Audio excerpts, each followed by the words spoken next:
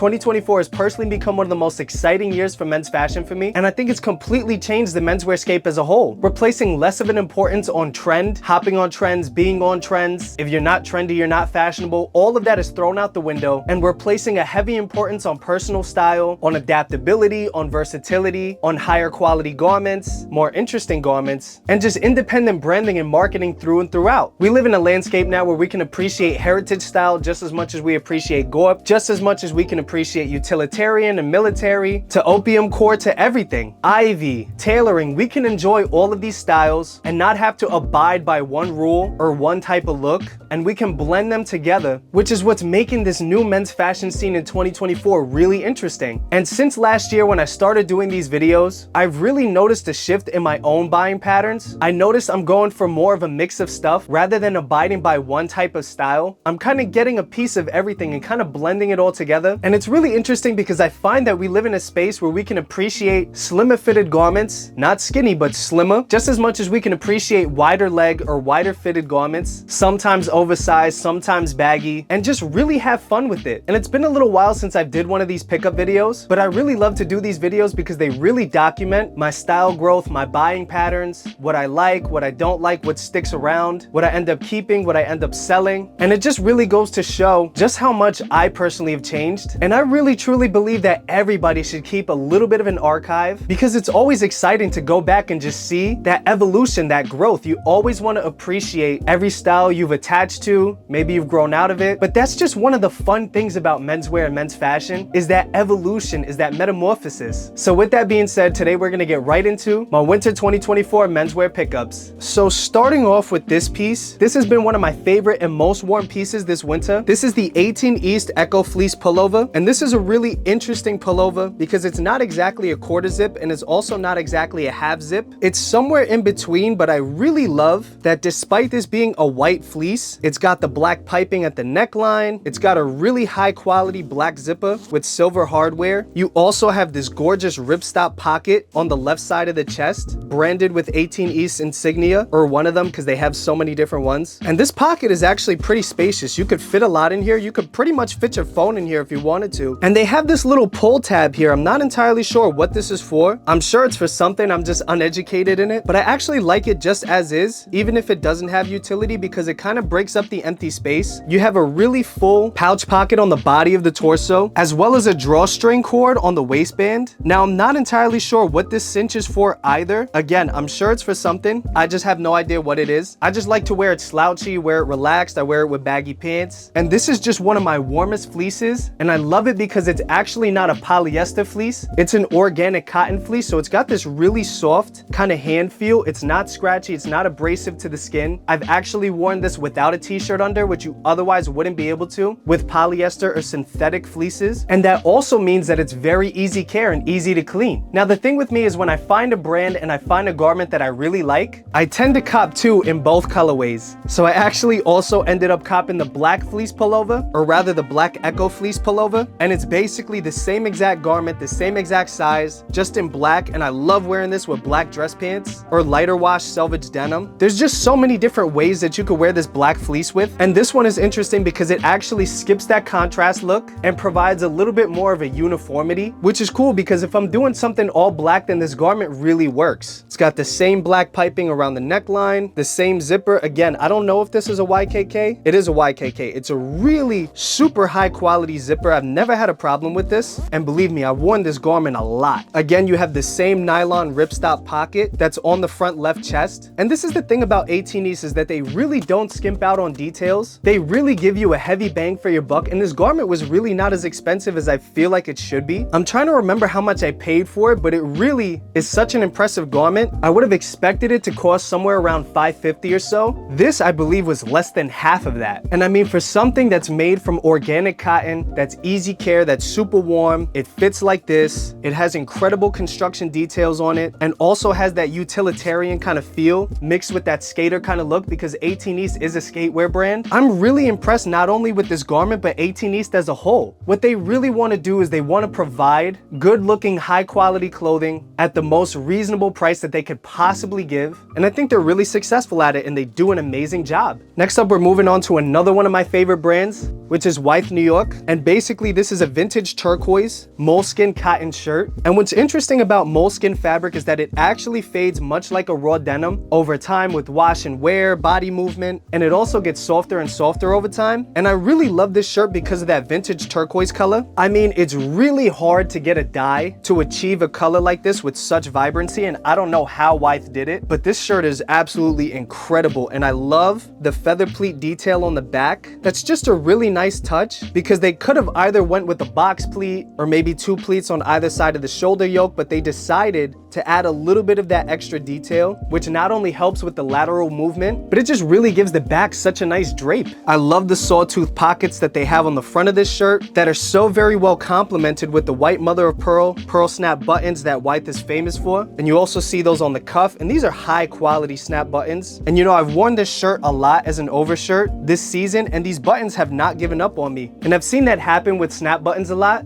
but these are just going on strong. Now, Wythe's garments tend to fit a little slimmer than what I usually wear, so I did size up on this shirt to allow for me to wear it with a turtleneck, maybe a chunky sweater and other stuff like that, because I wanted to wear this as an overshirt, and I think it's pretty successful at it. All right, so next up we got this sugarcane type 2 raw denim jacket, and I actually did a video on this when I first got it, and if you haven't checked that out, make sure to check that out after this video. But I guess I'll give a little fade update on this. The jacket is really transformed since that initial review video. A lot of the seams have started to dye bleed, as well as the ends of the collar, and I really love how vibrant blue that's starting to get. You even see it on the sides of the pockets, as well as on the front seam that runs across the chest. You see it at the armpits. There's actually a lot of dye bleed there. You see it on the honeycombs. You really actually see it on the elbows quite a lot. And I mean, this jacket is really starting to shape up. So about this jacket, it's a 30% sugarcane, 70% organic cotton fiber. So it has a little bit of a rigid texture that's kind of softened up over time.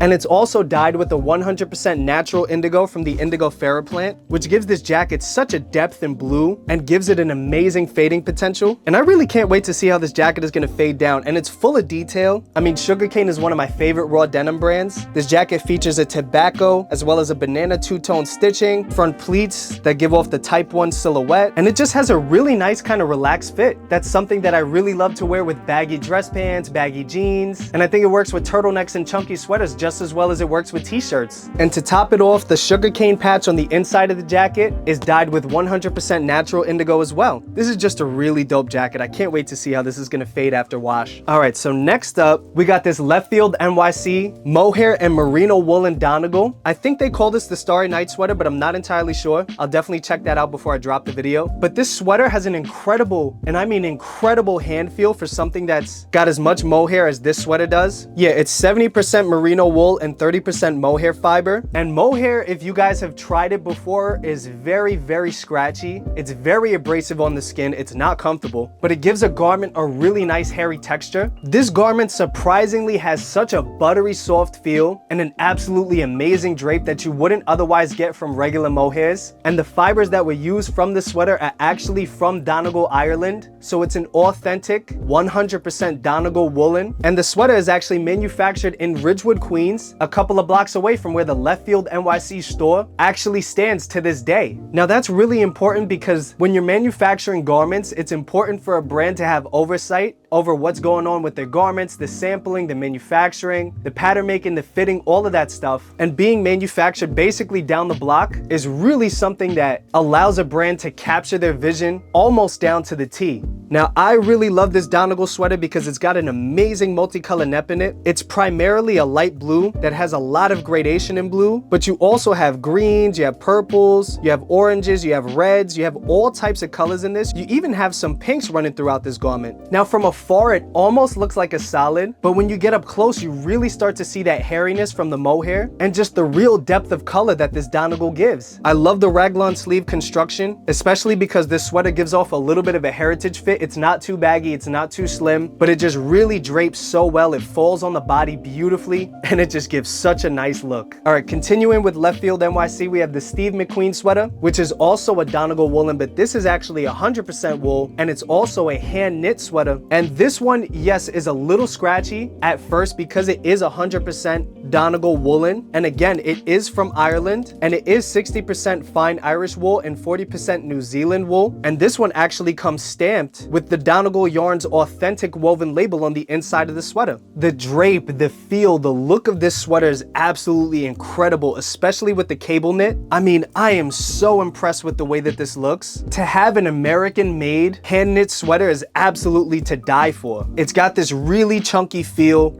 a gorgeous intricate cable knit pattern with really thick cables in the front, a nice ribbing pattern on the side, and then you have a really thick rib at the hem, which I think gives a really high class, high luxury look. You also have a very thick collar, which kind of sits up on the neck a little bit. And that's something that I really love. It's not exactly a mock neck, but it does give that real kind of classy feel. And I mean, to top all that off, the intricacy in the fiber of this sweater is truly insane. I mean, you have a base of primarily olive greens with browns woven into it, yellows, oranges, and you even have something of a light blue in there. And what that does is it really gives an interesting cast of green that you wouldn't otherwise get without weaving in all of those colors. And you don't exactly see the blue or the yellow from afar. You really see more so the composition, but when you get up close, you really start to see the depth of color, just like the other sweater. They also have a black version. I don't know if it's sold out, but I'll definitely check that out. But yeah, I would recommend this sweater to anybody. All right, going back to 18 East, we have basically my favorite pant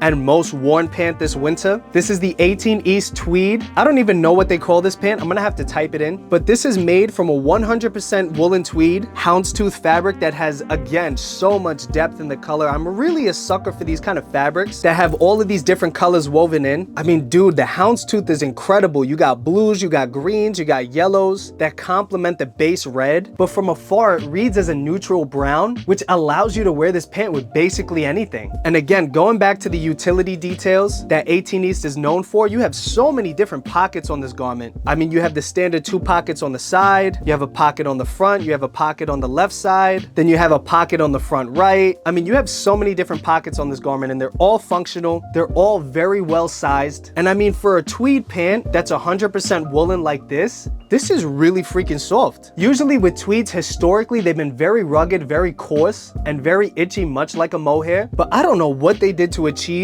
a garment as soft as this. I think they did a really good job. This pant was actually so much more comfortable than I thought it would be when I first tried it on, which is definitely part of the reason why it's been basically my most worn pant this winter. It also just has this really gorgeous wide leg fit, which is something that I personally really love and something that I've been feeling recently. And I think that the drape from the woolen tweed really complements it. You have high quality construction running throughout the garment. You have felt seams as well as a heel tape kind of facing that runs throughout the hem, because usually the hem on pants is the first thing to go. So they basically just reinforce that with self fabric, which is great. And you have a really sturdy elasticized waistband, which surprisingly hasn't broken down yet. With elasticized waistbands, I've had problems with in the past. And to complement that, to further secure the pant, you also have a drawstring. I mean, this is the thing about 18 East, is that they really take that pride in giving you a garment that's not only gonna feel comfortable and look good, but something that's gonna last you a really long time. All right, in closing out this video, we have the TCB 1950s regular fit, not the straight version. And this is an incredible jean that I actually did a video on last week, which you guys really loved. I was so surprised at how much love I got on that video. So definitely make sure to check that out if you want to see these jeans more in depth. I think I talked about them for like 13 minutes, but these are an absolutely gorgeous heritage style jean with a heritage style fit. It's a 14.25 ounce raw denim, I believe, with a gorgeous pink Selvedge ID, exposed front rivets, hidden back pocket rivets, and an incredibly soft fabric made from Zimbabwean cotton that just feels so incredibly good on the skin. I'm definitely not going to talk about it too much because I talked way too much about these jeans already. So if you want to see more of that, make sure to check that video out. Anyways, guys, thank you so much again for the support, for the love, and the recent influx of comments, of subscribers, of feedback, of positivity. I really appreciate all of that so much, more than you know. And you guys have been absolutely great. I really love connecting with you guys, and it's just been so much fun doing this stuff. I'm sorry if my voice is a little raspy or a little nasally. I've been a little sick for the past 2 days, but we're on the mend. We're feeling better, and I didn't want to skip a video. But yeah, just give me a little leeway with that one. But anyways, as always, if there's any feedback, any video suggestions, anything you want me to talk about, please let me know in the comments. I pretty much read almost everybody's comment, and we're always improving, we're always learning. I learn from you guys just as much as you learn from me, and it's just always fun to improve and see how these videos change over time. So anyways, with that being said, thank you guys again, and I'll see you next week.